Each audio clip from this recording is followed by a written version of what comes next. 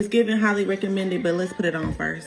I get so many wigs to review on a daily basis, and every once in a while, you'll get a particular wig and you'll be like, damn, this one is not like the others. That's not to say that any of the other ones I promoted is bad. I'm only gonna promote a wig if I would buy it myself. But this one stood out. Like, look at the shine on it. Not to mention it's a wearing gold, so no extra work was done behind the scenes at all. I was real lazy last night, so I just used some Eben to melt it down. One layer. Can't nobody have this. Can't nobody buy this. This motherfucker is mine. Because some of y'all do be hitting my DM like, can I get this one? And I be like, yeah, you can get it, it's fine. But not this one, baby. Like, this one's staying with me. And I didn't do any type of alterations to this wig at all. I did have a style in mind before I opened the box. But the way this hair was coming, I don't even want to cut no layers on it. It's a force on its own. Bitch!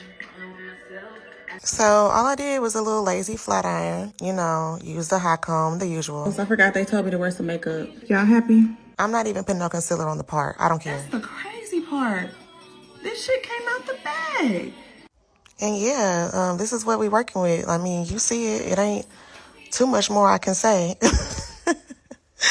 So yeah, I'm wearing this to the living room on Thursday. Y'all should get y'all one. Seriously. As always, linked in my bio. Yo, listen, y'all think y'all can see me at 32 inch? And send me some more textures too. I gotta see how y'all coming.